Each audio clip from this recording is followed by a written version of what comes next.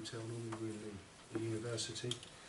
We did have a very good seminar, one-day seminar in York in June, and that was hotel-based, and that was very successful and very intimate. So this format does work, particularly for small groups, and this is certainly a small group. When I first came here in 18, there were 35 delegates at the university, and 26 the following year, and then COVID came along, and 22 last year when we reinvigorated it. So it's a bit disappointing that we're down to 13, to be honest with you, but I think this year has been a particularly difficult year in terms of the cost of living crisis for lots of people. The York seminar was much more expensive than we hoped it to be. It's just life, you know. And there's also a bunch of us that are going to Dallas in November. So that is going to be expensive. So given all that, I think that probably accounts for why we have a low turnout this year. However, on a positive note, we have Paul Bleau. We'll explain how to pronounce his name at some point to you, if you're interested. You're doing pretty well. And Paul and his son Vincent, who's not joined us yet. There he is. And there he is, on cue. Well done. Exit into stage right. So Paul has come all the way over from Quebec City, Canada, and we really appreciate the fact that we've done this. Actually, it's great to have high-profile North American researchers, you know, who want to do this for DPUK. We haven't had one for about 8 years, and Stuart will remember our last North American visitor.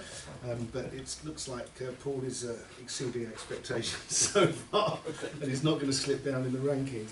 So yeah, a warm welcome to Paul. I'm very, very appreciative that you were able to come over with Vincent. And just as another token, this is, we produced a 60th jumbo edition of the Echo this year. It's two volumes, and hopefully you guys here have received it. It's a really good publication. Richard put a lot of effort into that, quite frankly, and also the content I think is really good. So that's complimentary for you, Paul, and you know, they will be increasing in value, no doubt, over time. So just on the housekeeping front, as Tony alluded to, the room is locked. Tony and I have got key cards. If we're out, you know, for lunch or coffee breaks or whatever, don't worry about your possessions. You can leave them here overnight as well. They're going to be safe. We devised the programme so that if we overrun slightly, which we already are, it's not really going to impact, because it'll either run into our coffee breaks or lunch breaks. With respect to the remote speakers, there's 5-minute gaps. So the point I'm making is, if something is really interesting, you know, we can just add a few minutes here and there, and if the Q&A session is, you know, is good as well, because it's all about that anyway.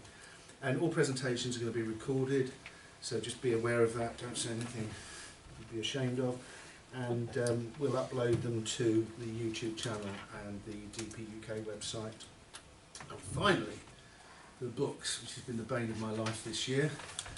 Some of you know that I've been quite aggressively cold calling and trying to sell various items. I brought along a selection here. They are very reasonably priced, believe you me. I've done a lot of comparables, and it's a benefit for being a DPUK member, that you get access to things like this. There's a bunch of classics there. Most of you have probably read them all or have them all, but if you don't, there's some really good books there. Behind Paul is some very rare books that you will never see, and I urge you to take a look at that. And there's some great biographies, one very decent coffee table book there, and there's some other assassination books if you're interested in going down other rabbit holes. So I urge you, please, for the benefit of society, try and pick some of these things up and make my wife happy. So on that note, let's hand over to Paul.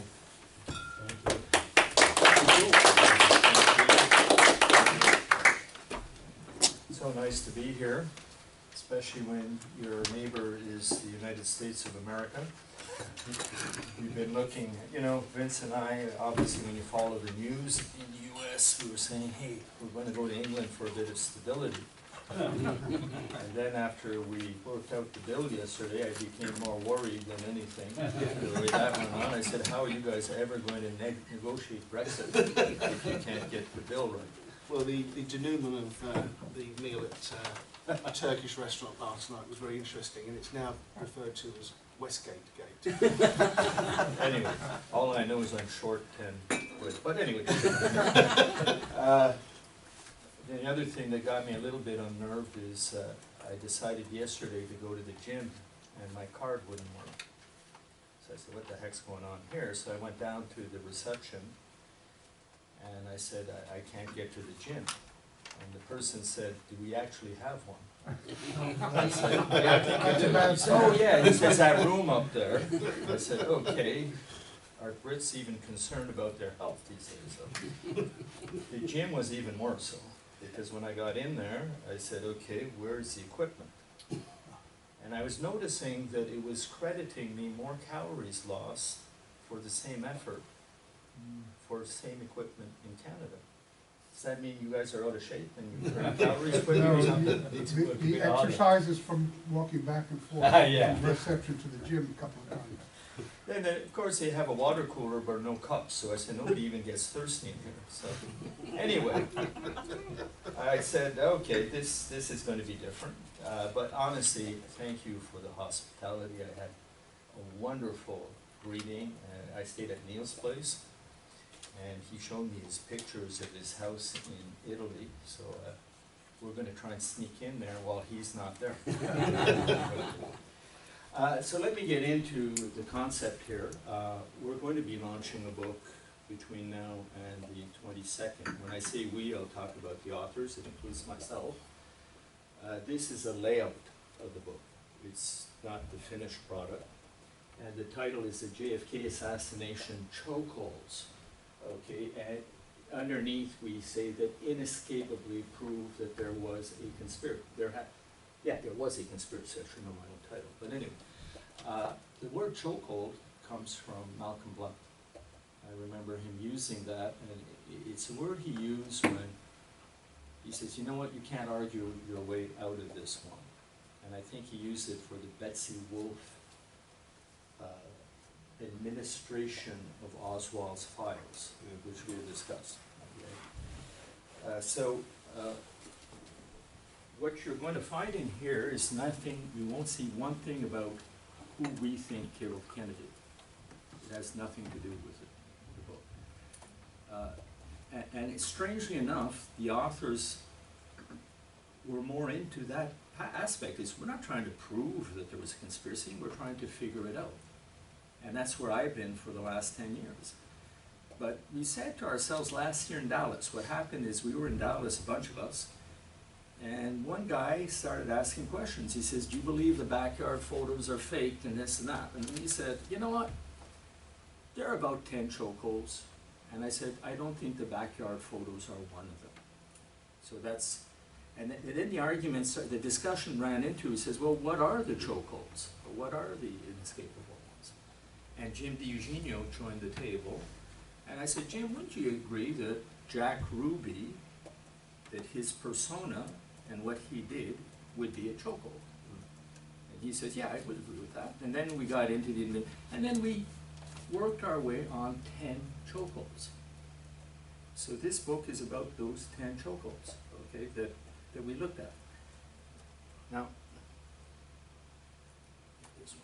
So the authors include Jim. Jim contributed to, you all know Jim DiEugenio, I take it? Mm-hmm. I met Jim I didn't meet him, I wrote an article for him about 10 years ago, and it was about how history books cover the JFK assassination. To my knowledge, it was the first study of its time to say, well, what do history books relate to a captive audience of high school students or whatnot? And they parrot the Warren Commission, by and large, you know, the Warren Commission version that Oswald, the lone nut, killed JFK. And I actually interviewed the authors through email, and I said, well, what do you base yourself on? Oh, the Warren Commission report. They had no knowledge that there was a House Select Committee on Assassination, a church committee, and the ARB. So I wrote an article for that, And I submitted it to Jim, and we've become friends ever since. So then I've gone on to write about a dozen articles for him. Now, the next people, besides, so you have Jim, myself, the three others here are attorneys. They're all attorneys, and they're researchers. We got to meet Matt Crumpton. Remember that name? I think he's new generation. He's going to be an incredible resource. And he wrote 2 chapters. So the attorneys here have very decent knowledge of the Kennedy assassination case. So that, I would say, is one of the things that makes this book a little bit different. You're going to find that there's sort of a legal backdrop to everything we discuss. So it's not, we're trying to get rid of hyperbole, exaggeration, and the lawyers would always keep us grounded. And so would Jim, by the way.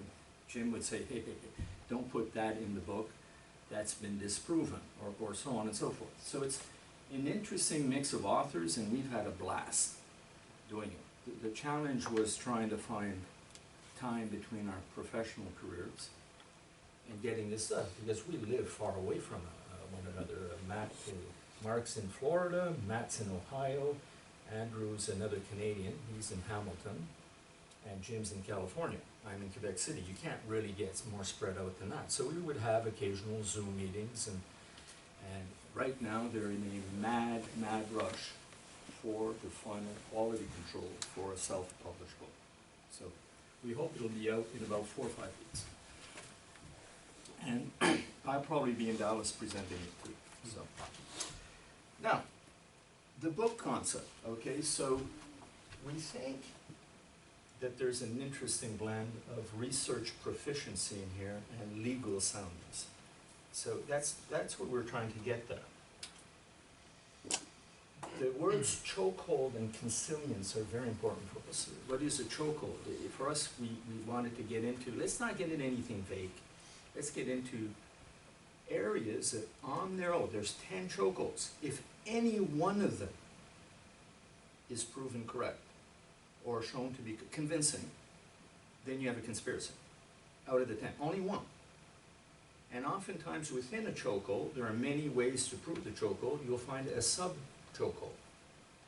So you'll come up and you'll say, hey, you know what? Just on that point alone, you can't explain that without there being a conspiracy. Okay? The next thing we wanted to absolutely do, and I think we did it with chapter 1, is we wanted to shed, the conspiracy quack label that we all get. And I think you'll see that we're much closer to the official version than Litwin, McAdams, Posner. So that was an objective in this book also. Up to date and thorough. So some of the latest stuff includes, for instance, Paul Landis. We got this into the book, but we had to be very measured in the way we speak about Paul Landis. We're not saying that what he is saying is fact. Of course, I'm talking about the Secret Service agent who just recently said that he took the bullet off the top of the back seat and put it on Kennedy's gurney, right? There are 700 footnotes. The footnotes, we try to go to primary data versus other books, right? And we got an awful lot of help. You may recognize some of the names in here, but Larry Hancock looked over a chapter for us. So did Jeff Meek. Jeff Meek provided us with a very interesting piece that we're putting in the book. So we got an awful lot of outside help for quality control. Okay. This is something else that's very different. And the lawyers brought this in. They said, what were the standards of proof for the Warren Commission? And they're not. If you look at it, standards of proof, they never said, will prove beyond the shadow of a doubt that Oswald was guilty. There's nothing about that, and even the HSCA. So what, if you look at Warren Commission and HSCA, no standard of proof. There's no lawyer, no jury, no representation for Oswald, and nothing going down to say, we brought this to this level of proof. So all we have is really a bunch of theories that come out of there. the single bullet theory. And the theoretician is not even an FBI agent, it's a junior counsel called Arnold Spector. He came out with a theory. Vincent could have a theory right here, the janitor could have a theory, and it's a totally unproven theory, okay? So, what you look at here, right, if you were to say Oswald is guilty, that would be a criminal court that would have to say that, and you'd have to go beyond reasonable doubt. That was never done. If you wanted to fire someone, you know, from a labor, or, you know, you wanted to go to the labor board, you would need clear and convincing evidence to get someone removed from it. I'm talking about North America, okay? And if you were in a civil court case, you'd want a preponderance of evidence, okay? None of this was discussed, and Oswald should have been held to the highest standard. Now, the other thing we've tried to do here is our objective was to say that Oswald, or demonstrate that Oswald would not have been found guilty beyond reasonable doubt. Okay, so they never brought it to that level. And the second thing we try and demonstrate, we feel that the reader, after reading this, will see that there is clear and convincing evidence, that's the second level, okay, of both conspiracy and obstruction of justice. So that's what the lawyers were, you know, after every chapter, they said, did we accomplish one of these two? Okay? So that's the notion, or the concept of the book, and I think it was really interesting because I'm not sure that that was ever done before, you know, that type of writing. Some people have touched upon it, but the three attorneys that were writing for us played a huge role in making sure that we followed this game plan. Here are the 10 chokeholds. Now, okay, if you look at our chokeholds, you'll see that the official record itself impeaches the Warren Commission. When you read exactly what the Church Committee and the HSCA say about the Warren Commission, there's no way you give any weight to the Warren Commission. None. Oswald's intelligence connections proves that he was no lone nut. Okay? Harvey Oswald was clearly impersonated at least once, but probably many times. What lone nut would be impersonated if you're a 23-year-old vagabond? Oswald could not have been on the 6th floor. At least we have a lot of reasonable doubt. Jack Ruby was on a mission. His job was to eliminate the most important witness there was. The prior plots is something I've looked into. The Fair Play for Cuba Committee and Useful Idiots is something you will find. In other words, before Dallas and after Dallas, there were similar situations that occurred that proved a guiding hand. Central coordination. The evidentiary, well, obviously, the autopsy. Could you bring anybody to be found guilty after the autopsy? I mean, they couldn't really say what the cause of death was because they didn't even look at the wounds. They didn't track them. Okay? The single bullet, of course, proof of a front shot, and we have a chapter called 60 Years of Obstruction of Justice. Okay, so that's what we build our book around, and those are the... Now, a few of the chokeholds that didn't make it. The extremely lax security for both the murders of JFK and Oswald. Many people would say, well, there's no way that could have happened out of the blue. Another one was the coordinated press to position Oswald right after the assassination as a collaborator of Castro's.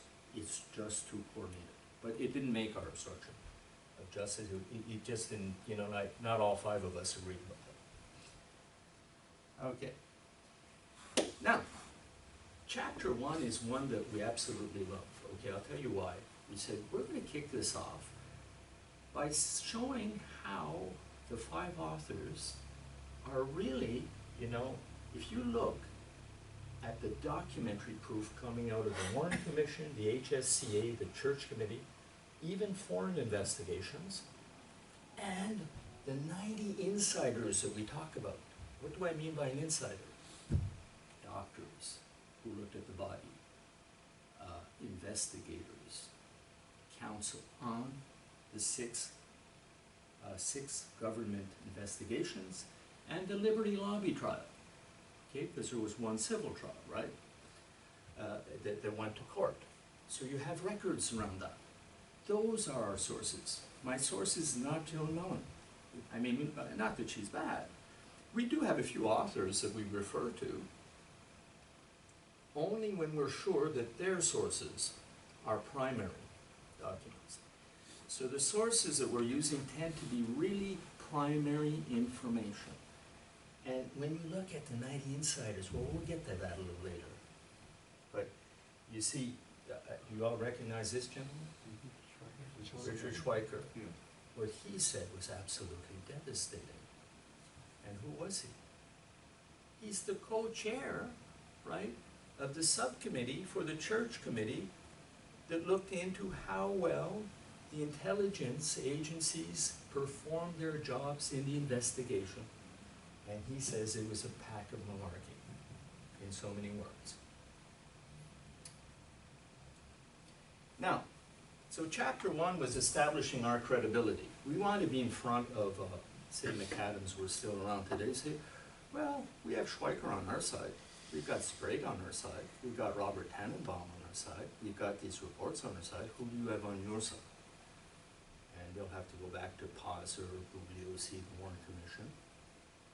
Okay, and so I think that that's the first part, is to say, why are we seen like a bunch of QAnon conspiracy theorists, whereas we're really not off the official, like, normally a historian is supposed to refer to the most recent studies, not the oldest one.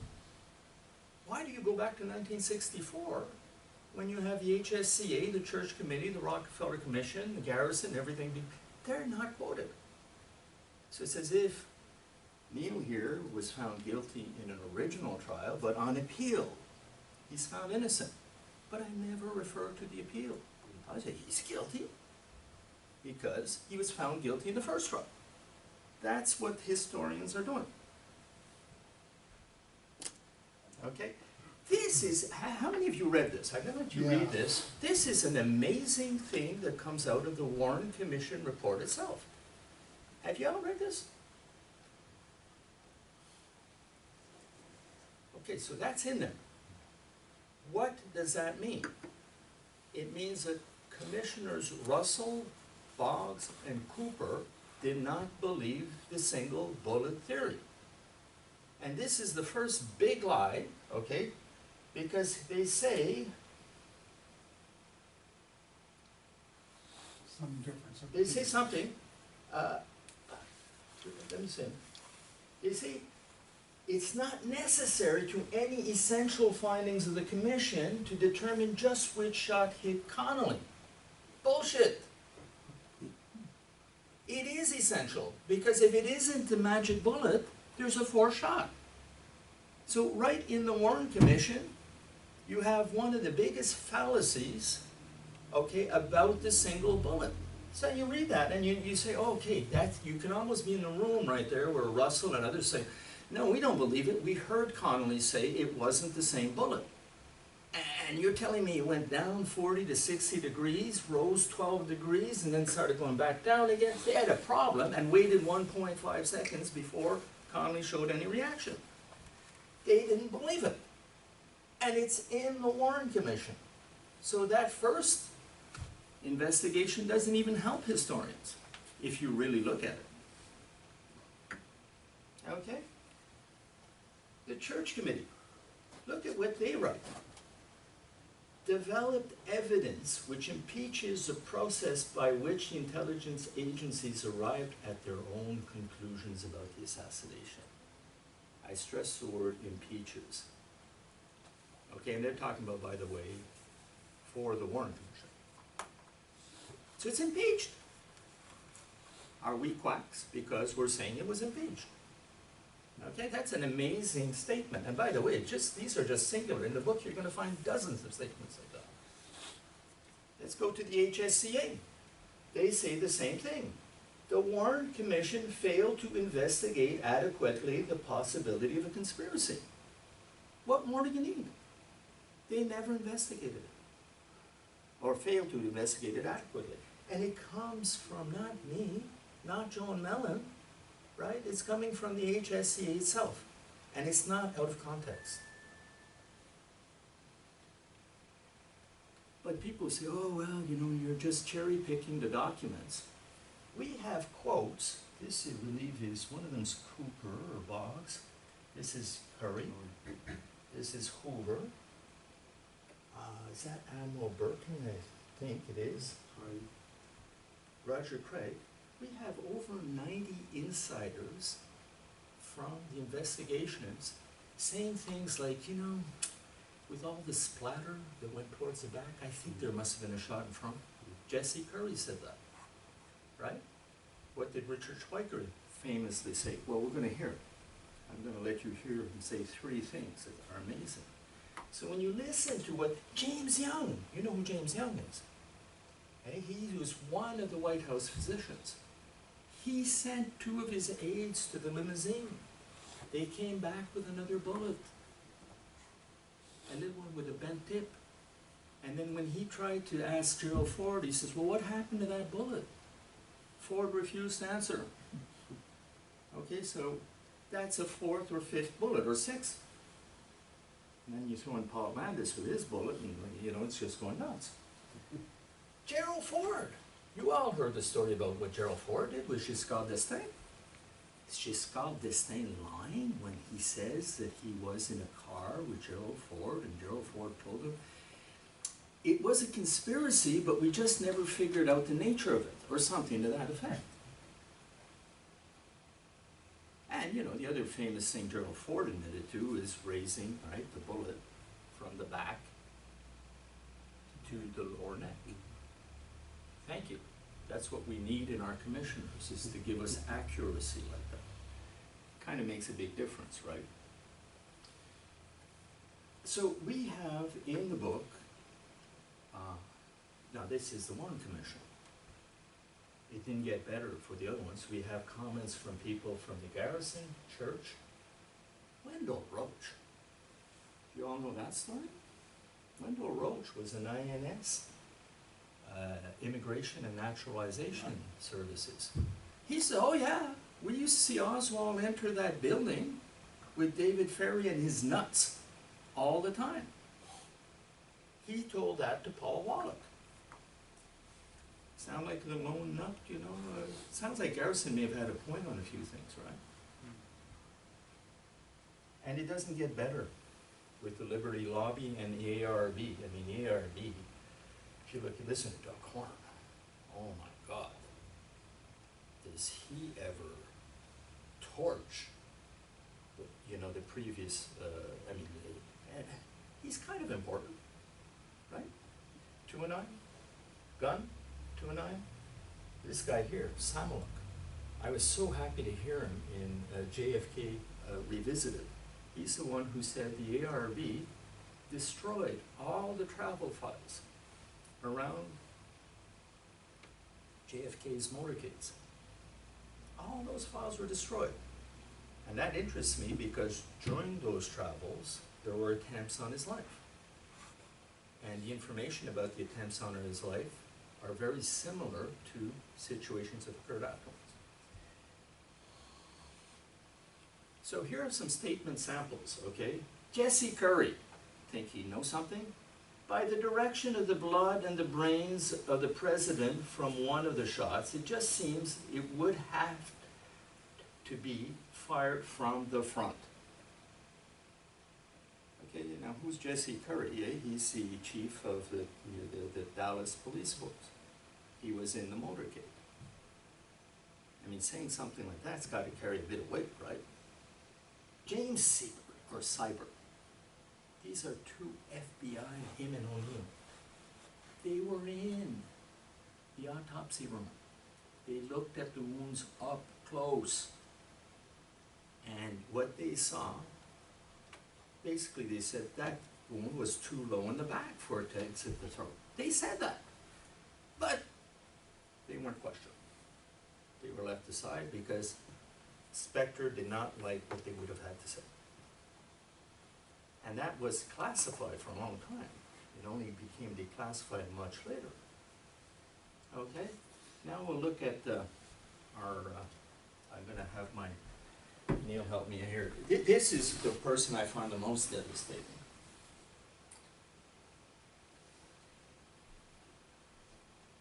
Remember, 2042 will be the next one, but listen to this. I think the Warren Commission has in fact collapsed like a house of cards, and I believe that the Warren Commission was set up at the time to feed pablum to the American people for reasons not yet known, and that one of the biggest cover-ups in the history of our country occurred at that time.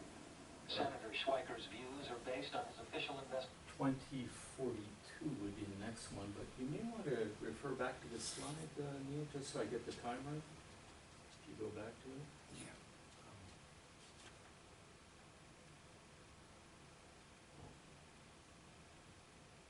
Yeah, 2042, then we'll go to 3450, and can you remember 4625? 3450 is the next one.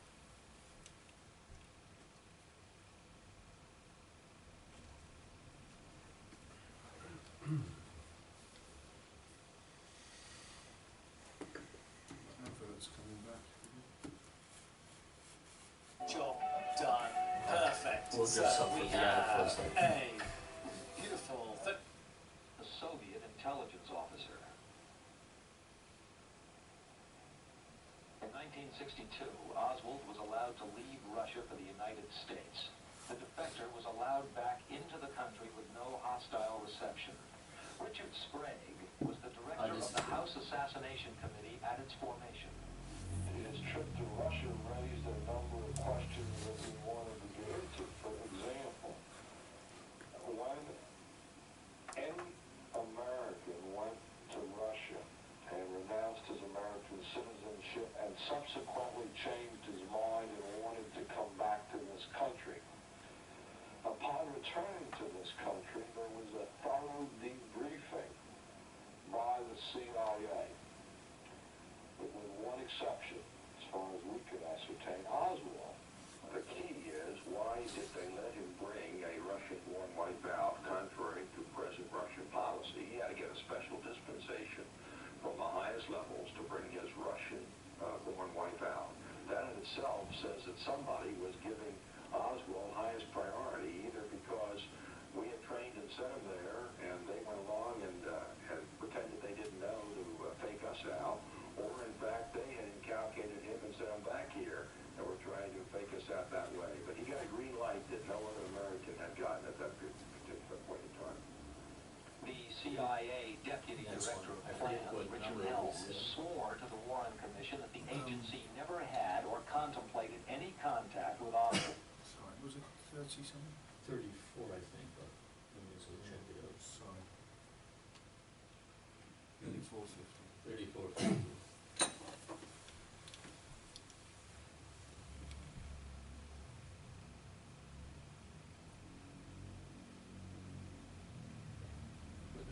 By hidden cameras.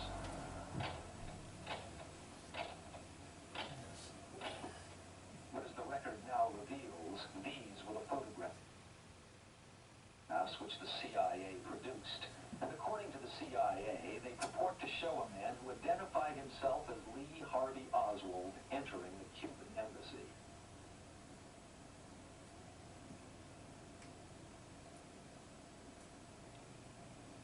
The photograph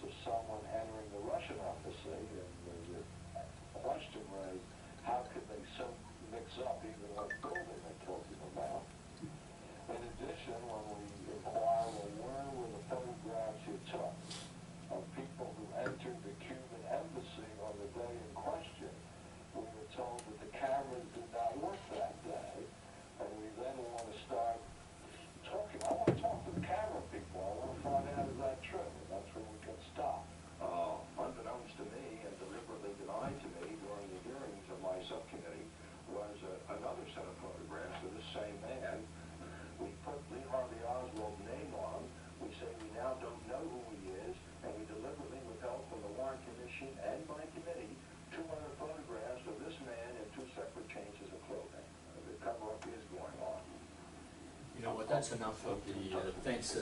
So, Those photographs could have been withheld now. oh, Want to go to the next one? no, You're no. done, you're done with it? No, we're done because we'll, but you see, just so you know, right, Richard Swiker, now who was Richard Sprague? He was the head before Blakey of the HSCA. I mean, it seems to me that's important. That's, by the way, from an old BBC documentary. Great one, an absolutely great documentary. Okay, next one. I think this is. Yeah. Okay, so you see that was chapter 1. The second chapter is a CIA officer called, his family name is Kent. Forget his first name. But he told his daughter was asking him, and he was involved in the New Orleans, the DRE, Cuban groups. And he told, his daughter asked him, Dad, did Oswald kill Kennedy? And he answered, no, he was a useful idiot. He didn't say no. Oswald was a useful idiot, is what he said, a useful idiot. And what we try and do in chapter 2 is we blow apart the Warren Commission persona of Oswald. Is he a lone nut drifter, communist, okay? And what we do argue is no, in fact, when he went to Russia and when he joined the Fair Play for Cuba Committee, these were two missions, low-level missions that you don't, I mean, let's face it, he's no James Bond, right? He hasn't completed his high school, he can hardly write, and he's horrible with a gun. I mean, he actually injured his own foot at one point in the army. Nathan's a different. So, I don't think he's James Bond, but he's the perfect guy to say, hey, go and hand out flyers on this street and, you might get beaten up, okay? So, when he does these things, they're useful idiot missions I think is the way Kent is describing him to his daughter. Is he a natural idiot? I'm not going to say he was an idiot, but that's the term used to describe him. And by the way, when you look at some of the characters involved in other prior plots, they resemble Oswald. They have these same, loser persona characteristics. People very confused, very often ex-military, some of them with brain injuries. Okay? Now, how do we prove it? You can do it many ways. You can look at some of his possessions, right? He has in his notebook the word microdot written in his notebook. He has a Minex spy camera. He owns 6 wallets. 6 wallets. I found the 5th one in an article, but it's up to 6 wallets. Who owns 6 wallets? Especially when you're that poor. What do you put in it? He didn't have any money. I mean, he had a box stop, right? A box stop that is often used to make contact with and then, well, we know that with the U-2, he did get special clearance because he was a U-2 spy plane radar operator in Mitsugi, right? And I forget what this is. Oh yeah, that's his post office box. Okay, what? Just think of that for a. Sir, did somebody want to add something? No. Okay. Then you can look at it another way. Who did he have touch points with? And I have an article that he had touch points with 64 people that had intelligence connections. 32 definite, like de Mornchieu, the Paynes, they definitely had intelligence connections. A lot of the Cubans, most of the Cubans were all organized under the CIA. And he had touch points with at least 32 that had definite intelligence connections and another 30 that you might argue with. So what 23-year-old the worst one is DeBreeze, this fella here. He gets in a little skirmish in New Orleans, gets arrested, and he says, I want to meet the FBI.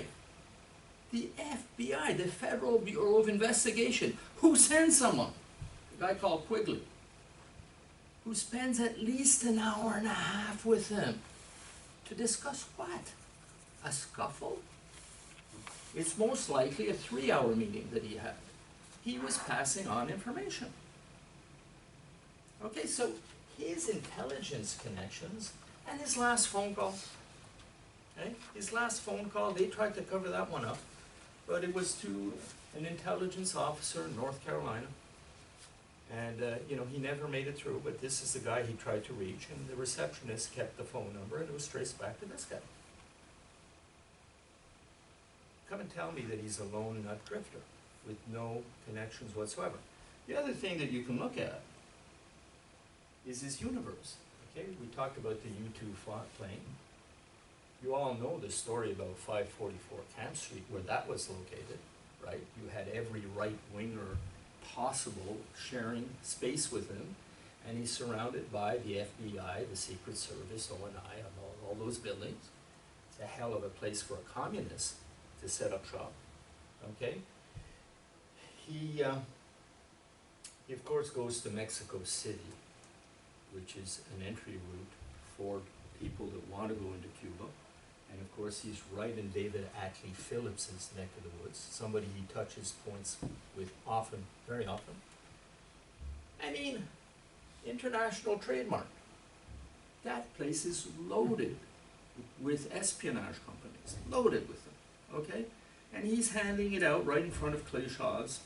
You know, when he went to England, he went as an 18 or 19-year-old. Does everybody know how he traveled from, not to England, but he traveled from the US to England before going to Finland? Do you know what? Was it cargo ship? Yeah. Do you know where he booked it? Oh, he booked it, the trademark. He booked it in an international trademark. That's where he booked his travel arrangements. That's interesting. And the other thing is, you remember Richard Case Nagel? Yeah. That's the name. He had a lawyer called Martin. And Nagel said that lawyer is cleared. He was cleared by intelligence. I think he's a spook. You know where Martin had his offices? In the international trademark. Okay, so, you know, you have all these interesting things. So I think that's what we do. Oh, and then this famous slide, I think that comes from Malcolm Bleau, right? And Betsy Wolfe, does everybody know Betsy Wolfe? Okay, Betsy Wolfe is an HSCA staffer. And her job was to try and figure out, and it was tough to figure out, how does the CIA administer 201 files and files like Oswald's file. And what she figured out is they opened a 201 file is the most basic file you can get when when you're going to be followed by the CIA. In other words, if you're a false defector or defector, you're going to have a 201 file right away. And then they're going to just put things in the file as they pop up. Well, they didn't open a 201 file for Oswald for a year. Betsy Wolfe found that out. And then when they said, well, okay, what is the movement of a file? Normally, this file should have gone to Mail Logistics, General Filing, and the Soviet Russia Division. That's where it should have gone. But in his case, they said, no, put a hold on anything that comes in and send it to the Office of Security. And that wasn't the typical movement of files. And that's what got Malcolm Blunt and John Newman saying, no, he was on a mission. He was there to flush out a mole. He was there to find out who the traitor in Puffball's mole. They say that. But definitely, this is a chokehold. He's not getting normal treatment as far. Okay, chapter 3. He was impersonated at least once. And I'm going to show you, this is Matt Crumpton who covered this. These are all places that Oswald, or occasions that he was impersonated. And we've added 3 since I made the PowerPoint. So we have over 20 cases where you have a likely impersonator of Oswald. Okay, so in Mexico City, you have it at this one here, the sports room. I covered that one. This is a crazy one. Okay, does anybody know the sports room story? The sports room story is before the assassination. There are a number of sightings of Oswald doing target practice at the sports room. Now, the reason you'd want to do that is why? Is you want to say, geez, this lousy shooting ex-Marine who's not very good, and we at least want to see he practiced. It was important to say he practiced. But that had to go away, even though 7 witnesses saw him. And they all corroborate. You know why it had to go away? Because he was accompanied by Cubans, which was okay at first. They wanted him to have Cuban Confederates that were close to Castro. One of the Cubans had a big beard, and he was dressed in army fatigues in green with a hat. And he was pounding the board beside them to get noticed. Was he firing into another lane? Oswald did. Yeah, Oswald fired on another guy's target. No, He it's says, ridiculous. and you know what he said apparently? He says, I thought I was firing at that son of a bitch Kennedy, or something along those lines. But that had to go away, because they wanted him to be a lone nut. And having been there with Cubans, so now he says, we prefer the out-of-practice Oswald than the one who practiced but with Cubans. That's what happened now. Was that New Orleans? Yes. No, Dallas. Dallas? That was in Dallas, or Fort Worth. I'm not sure where the sports room was. Check. This. Okay. This is the American Museum of Atomic Energy in Nashville, in Tennessee, I think. And you have a Lee Harvey Oswald, who apparently signs his name there, with the word USSR beside his name, okay? This is a Where sin- from? It says USSR, okay? They say, I'm a communist, look at me, you know, but he probably didn't even go there or anything like that. So that was another trace. Is that his genuine signature, or is that proved? That looks like his signature. Yeah. Now, I don't know, I'm starting to be of the opinion that someone knew how to sign for him, but it could have been him signing, or something, say, put your name on here, you know, and just give it to me. Go, just follow my orders or whatever. What was the date of that poll? Sorry. That was, I don't have the date here, Okay. I think it's in our book, Okay. but it's a couple of months. Sort of July. July looks above, isn't it? July 63. Oh, yeah, yeah, Isn't there that you the go. one above It's though? just above, July Yeah. 63. Yeah, Same day. Yeah. crazy, eh? Oh, you've got 5 minutes before your break. 5 minutes? Okay, so that's gonna bring me close to halfway, and I did the big chapter, so. Okay, so I know how you like, in England, right? Gin, vodka, so I use this for the word alibi, just to put a smile on everybody's face. That resonates with us. There's no reason other than, you know, I could have written alibi, right? But, yeah, I tried to, you know, they say to try and adapt to your audience. So, okay, don't shoot the messenger. Now, what Matt does here is he does a hell of a job. Matt Crumpton wrote this chapter. You have basically 2 witnesses that put Oswald on the 6th floor, and he tortures them. Another guy who tortured Brennan is Robert Tannenbaum. Robert Tannenbaum, when he talks about Brennan, are you going to tell me from the bottom that you could actually look up, see through an angle, and make out a description, which is a description that set the police force off to find Oswald? Okay, so he completely tortures, okay, and then he does a heck of a case to show that he in fact has an alibi in these witnesses, okay, which, by the way, I mean, you know the Victoria Adams story. Oh, they took her testimony and they played around with it. She said, no, those aren't the times I put in and I didn't do this or that. So she was a huge problem. Now, they could have corroborated if they had spoken to Vicky Stiles and the other lady, what's her name? I have Dorothy Garner. Dorothy Garner. If they had spoken to these 2, Victoria Adams would have been corroborated, but they didn't want to speak to these 2. Okay? But these are the witnesses that all present, and you know, the Coke bottle. You know that in, what's the name, Officer Baker's first report, he said he was drinking a Coke. And then he crossed it up, right? Now, Oswald, I think Bart Camp can tell you this, when he was being interrogated, said, no, I bought a Coke. You know, did that just, like, did he just say, I bought a Coke, but Baker says he did drink a Coke, but really he didn't, because he crosses it out. Okay? Now, of course, the Coke bottle, what's the problem there, is if he's drinking a Coke, other than that Olympian sprint that he took down the staircase, he's now got to take change out of his pocket, buy the Coke, open it up, start sipping it. That's added time. It's a good 30 seconds, I would think. Anyway, we should have had Ian Griggs demonstrate. Yeah, And he's very relaxed. Very relaxing. no sweating, nothing. So, you know, he writes a heck of a book. So, you know, we think this is a chokehold. A chokehold to the point, remember what I'm saying, that there should be reasonable doubt that Oswald was guilty. Oswald was a little bit bizarre there. He didn't act normal. You know, you don't just leave a place and head off to a Texas theater, don't call your wife or anything. There's something weird going on there. But was he on the 6th floor shooting away?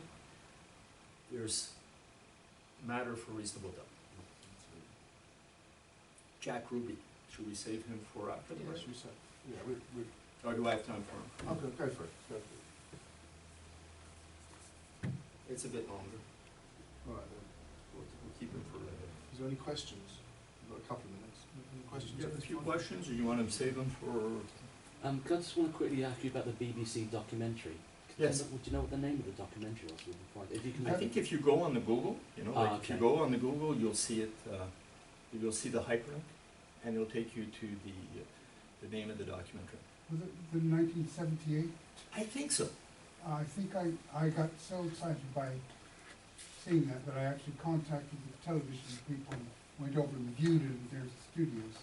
I would say even today that's one of the best And the documentaries. thing that struck me about that, because they had the, Yeah. the slowed down, what do you call it when you align the frames? See, well, no, when rotoscoping or something, when they showed Kennedy, just before he went behind the sign, he was doing this and suddenly, Oh yeah, yeah. just before this. Just before, yeah. When he came out, he go, Oh. not necessarily going, what, but going, You know, apparently one thing you can see in the Zapruder film, if you really have a close-up, is, you know, the pocket on Conley's Yeah. vest pop out, yeah. okay, where the bullet came from under his nipple, okay? You can see it pop out 1.5 seconds after Kennedy's hit. Apparently that, and then you can see the blood appear on the wrist later. Okay, you haven't said anything about the acoustic evidence, and I had quite a bit to say about that at one of our meetings a couple of. We put it in at first and removed it. Okay, it's just. I believe it was somewhat. Eyewitness evidence, or call it earwitness evidence, Yeah. says exactly the same thing as the report. Yes. When you look at it closely. I have my reasons to believe they're valid. I just don't see how an erroneous test would happen to show, an erroneous one would happen to show the grassy knoll and the Texas school book depository. If it's faulty, why is it showing the one spot that all witnesses, you know, agreed to? Why isn't it not showing the, you know, another part? Anyway, but we decided to remove it because it was too complicated, in our view, to convince a jury member. And that's why we keep it removed it. simple, really. Yeah, we tried to keep it simple. That's why we removed it, because you could get attacked on that. Yeah. Okay, so just one thing I forgot to mention about the books. There's a sheet there, and if you just put your initials against any books that you're interested in, and if there's multiple interest or more than one person that is interested, i.e. a conspiracy, we'll put it into the auction that Mike's doing the coin auction that he's doing tomorrow. So if there is multiple I have the coins with me, I don't know if you guys want to be able to view them perhaps during the coffee break. Yeah, Great. you can put them over there. I'll leave them out somewhere. Okay, all right, so what have we got?